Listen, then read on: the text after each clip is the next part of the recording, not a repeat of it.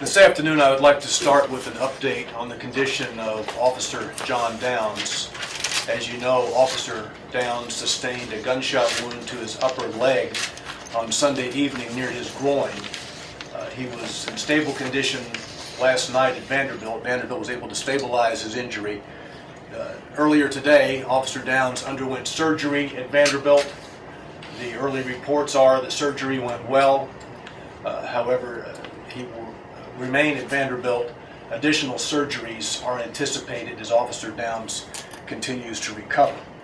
We believe that Officer Downs sustained a .40 caliber gunshot wound fired by Xavier McDonald. The police department's response to Long Hunter Court on Sunday concerned the investigation of a robbery. At around 3 o'clock Sunday afternoon, William Majano went to that street, Long Hunter Court, to pick up a teenager.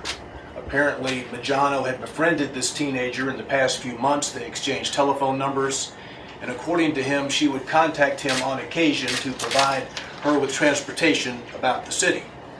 He received a text from her yesterday asking for him to come to Long Hunter Court. When he arrived, she waved him into a parking spot near Unit 825. She got into his truck. She appeared to be texting nervously, and as he put the truck into gear, she asked him to wait. At that moment, Majano saw two individuals approaching the truck. He got out to confront them to see what they wanted. One of those individuals, who was later identified as McDonald, actually pulled a pistol, put the pistol to Majano's midsection, and demanded his belongings. Majano surrendered his cell phone. As he was doing that, the woman, who he knew as Jessica, was inside his truck, rifling through his belongings, trying to get materials out of the truck. After receiving materials, the two men and Jessica fled. Majano gave chase, actually grabbed Jessica, and as he was doing so, one of the individuals fired a gun several times in Majano's direction. He then fled the premises, actually drove to a bank parking lot nearby from where he called police. The initial police report was shots fired. When they got to the bank to talk to Mr. Majano, it turned out to be a robbery investigation. One of the supervisors who actually went to the bank and talked to Majano was Sergeant Michelle Jones. Based on the information provided by him, officers went to 825 Long Hunter Court to begin the robbery investigation. Sergeant Jones actually met the tenant of the unit, established a rapport with her. The tenant let Sergeant Jones come in, and while there, she observed a debit card from the victim. Mr. Majano's debit card was on a table inside that condominium. Sergeant Jones informed the individuals there were 3 women and 2 men, that the unit was going to be held or frozen, if you will, for a robbery investigation, and that a search warrant would be obtained. There was an effort, or it was contemplated to obtain a search warrant. She actually contacted a detective, on-call detective, to come to the scene. While all that was taking place, the tenant decided to sign a consent waiver to allow the police department to search the premises. During the conversation after the consent waiver was signed, Sergeant Jones continued to ask whether anyone else was inside the condominium. Her intuition, things just didn't seem right. In fact, the tenant would later tell Sergeant Jones that an individual known to her as Elk, she used the nickname Elk, could be inside. Elk is known to carry a gun. Well, Elk is the nickname for Xavier McDonald. While looking at various places inside the unit to make sure no one was there, Sergeant Jones actually opened the door to a restroom, and when she opened the door to the restroom, she saw that McDonald was inside. Sergeant Jones demanded that he come out, that he show his hands.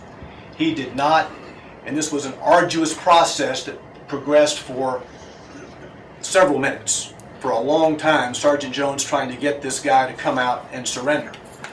The conversations continued. Some of them were profane on the part of McDonald, as you will hear in a moment. Ultimately, McDonald did comply with Sergeant Jones' direction, and he came out of the restroom. Sergeant Jones began to pat him down before handcuffing him. When she reached his midsection, she felt a hard, bulky something in his waistline. She asked him what it was. He told her something profane. She said, "No, no, no," and then he retreated back into the bathroom. Sergeant Jones had requested the special response team, given the totality of the circumstances, to come assist in the execution of the search of the condominium. The SRT team, SWAT officers arrived. Some set up outside, some set up inside. There was a continuing demand for Mr. McDonald to come and surrender. Mr. McDonald indicated that he had been at Woodland Hills. He had recently been released from Woodland Hills and did not want to go back. The police department has been informed that McDonald was at Woodland Hills from January of 2013 through September of 2014.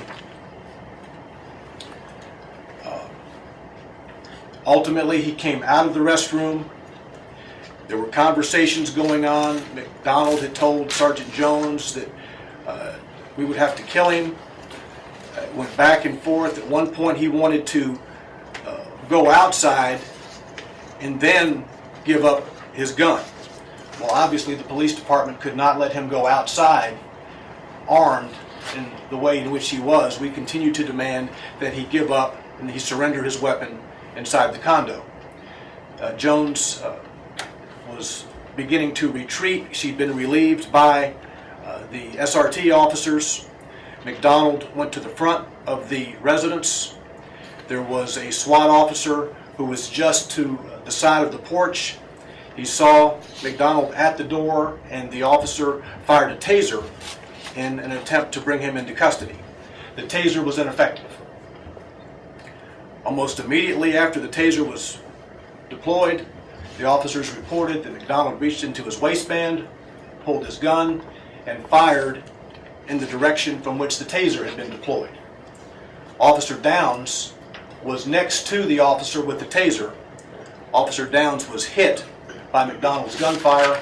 The officers returned the fire, and McDonald, as he was running out of the condominium, was hit, fatally wounded, and died in the parking lot of that condominium complex. At this point, we want to show a 6-minute video clip of Sergeant Michelle Jones to illustrate the extraordinary efforts she went through to bring McDonald into custody and his absolute refusal to let her assist him.